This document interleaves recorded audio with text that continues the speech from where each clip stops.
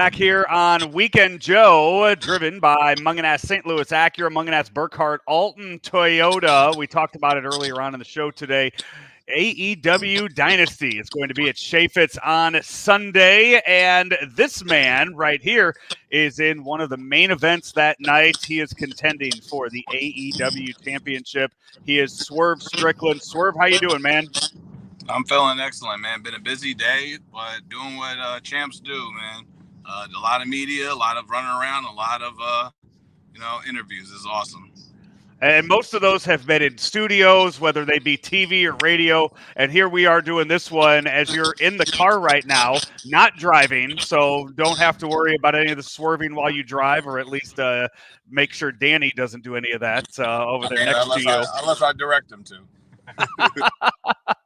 So you guys have the show here in St. Louis. You've been. I mean, what is your mindset right now?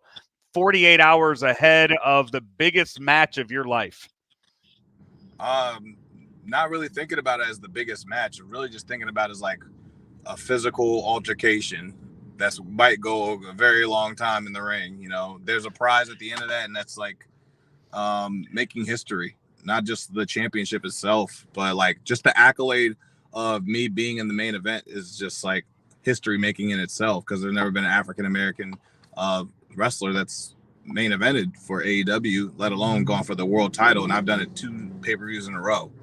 So this is that, just that in itself is just as an accolade, but that's not enough. You know, for me, it's like, you don't just like walk through this finish line. You got to sprint through and run an extra 50 yards. That's what we got to do in this industry. So that's where my mindset is really.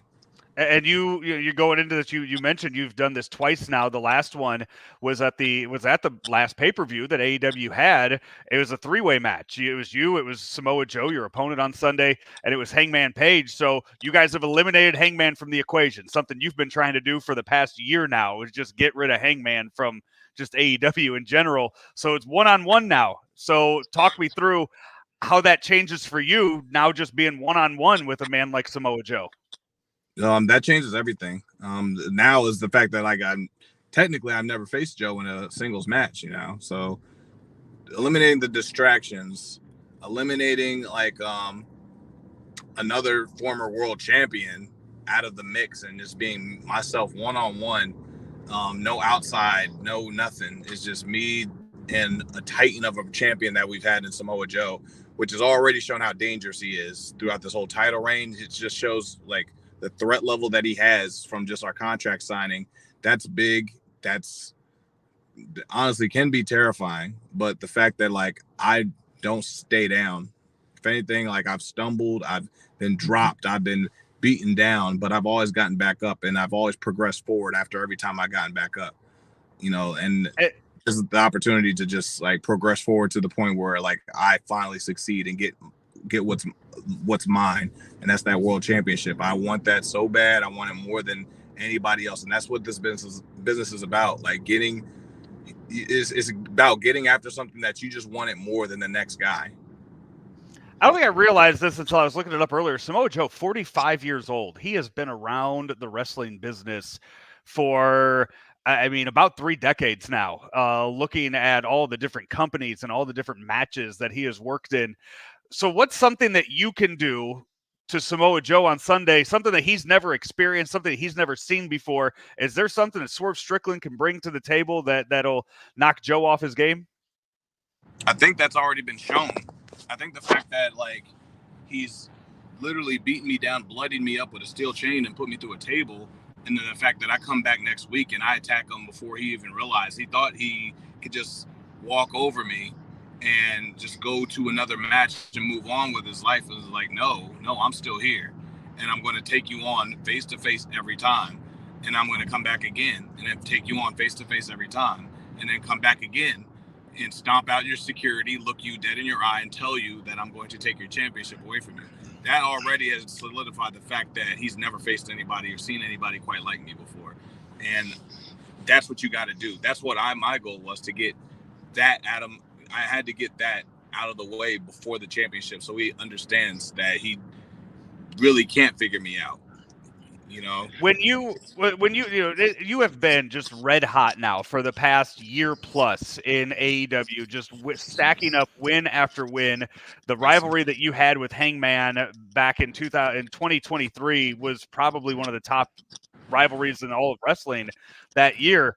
And we saw this shift. We saw this change in Swerve Strickland to where you kind of went from being hated to now kind of a fan favorite. And it doesn't seem like you've done a whole lot different outside of just gone out there and wrestled. Can you explain that kind of shift in the crowd reaction that you've gotten? I think the people just connected and they understood what I'm fighting for. I think that's as simple as that. People understood that's like, you know what, this guy is like fighting for a lot more than just trying to just like pad his stats and the accolades of AEW and pro wrestling. This guy really, really like has gotten the wrong end. He's been dealt a bad hand, and he's doing whatever he has to do to whoever he has to do it to get what he feels like he rightfully deserves. And he works hard for it. You know, I've worked hard for it. I do have the talent. I do have the ability. Like everything's there. I've worked hard to earn those type of things, and I'm not. This time, I'm taking my destiny in my own hands. You know, I'm taking what I want, not just like waiting around and waiting for my career to just fluster and never get the opportunity. No, I'm going to go after it. I'm going to take it, and I'll take it from someone who feels like they don't deserve it. You know, and that's where me and Hangman's story really resonated with people, is the fact that like Hangman's been at the top of the mountain and he's still could have everything that he wanted to, but he kind of just like became very passive and content. And that's what you prey on. That's what guys like me who are still starving and eating and trying to get up there. I'm going to take advantage of the fact that you feel passive. I'm going to take your spot from you. And I think people have felt like that in their life, and they see that story. And then the fact you added me and Prince Nana, it just became entertaining in itself, and people truly enjoy getting into my matches. But I feel like the story was really engaging, and it connected with a lot of people for the fact that they've been in that situation in life, and they've had to do some bad things to get what they felt like they deserved because they were wrongfully taken away from them. Hey, you've done some bad things. I mean, 5 months ago, Swerve, you broke into a man's house and stood over the crib of his baby. 5 months later, now you have fans cheering for you. Wrestling fans are crazy with how quick they will just turn on you one way or another. Yeah, but that might be the quickest. That might be one of the fastest, I think, changes in crowd reaction to what you did and how bad that was what you did to now the crowd behind you today. I don't know in the history of wrestling if there's been a quicker change in character like that. Yeah, I think another reason that people kind of turned and went with that is because it was something unique and something they've never really seen done in a way that, you know, is it wrong? Nobody was harmed in the making of that film. You know, so I think there's a little sentiment of people being like, you know what, was anybody really hurt? Was any harm really done? If not, that was pretty cool. We'll give them a pass. It's long-term storytelling. So once it's done and over with, then you can look back on it and you can spin it whatever way you want, right? Yeah. Well, now that the Hangman, whatever he does, you know, so.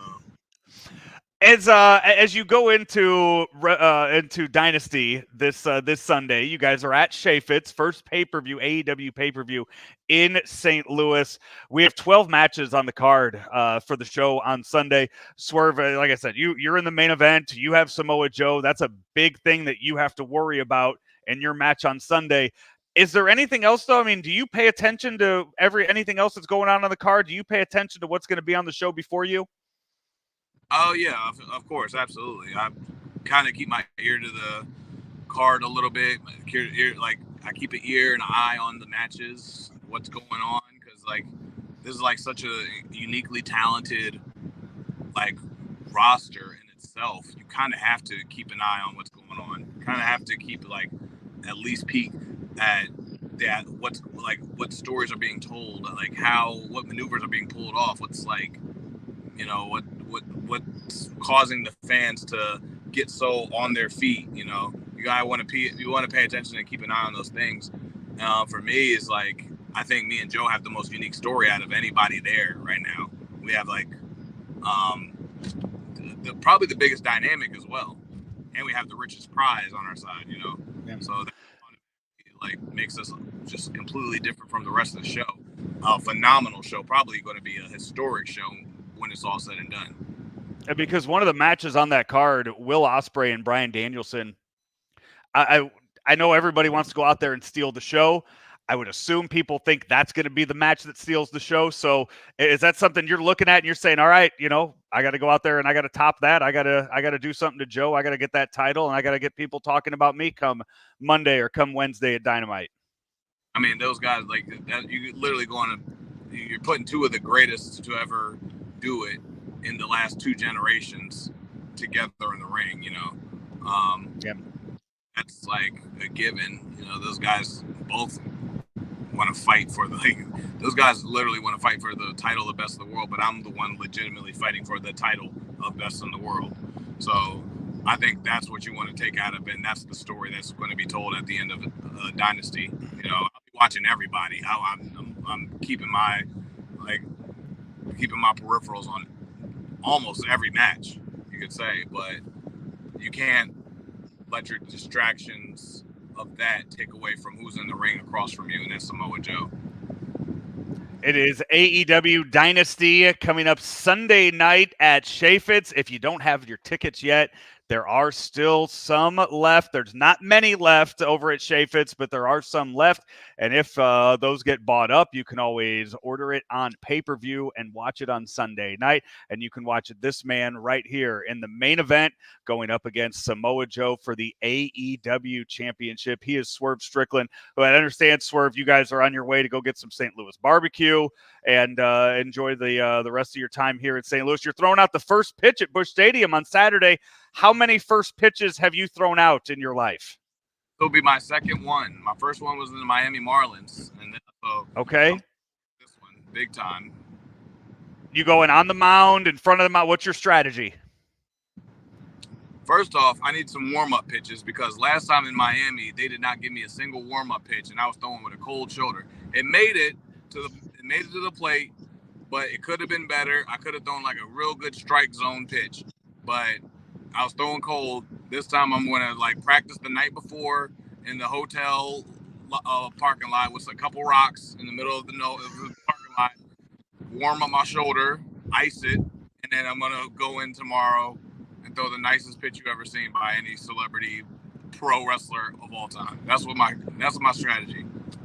The strategy for that is to not have your first pitch shown time and time and time again. If it never gets shown again, that means you threw a strike down the middle and nobody wants to talk about it. It's when you end up, throwing something off to the side or into the dugout, then you never live it down again. So best of luck to you throwing out the first pitch tomorrow, and even better luck on Sunday night. Hopefully you make history there at Chaffetz Arena. He is Swerve Strickland, AEW superstar. You can see him Sunday night at Chaffetz. It's AEW Dynasty here as we wrap things up here on Weekend Joe. Driven by Munganass St. Louis Acura, Munganass Burkhardt, Alton Toyota. It's ClaibsOnline.com. Munganass St. Louis Acura would like to upgrade your current BEV experience. The new ZDX offers the performance that you expect from Acura, but upgrades your ownership experience with our award-winning team. Whether you're looking for a more convenient charging solution or an upgrade to a new vehicle, come in today and make a reservation for the all-electric ZDX coming soon. Munganass St. Louis Acura, better than ever for you.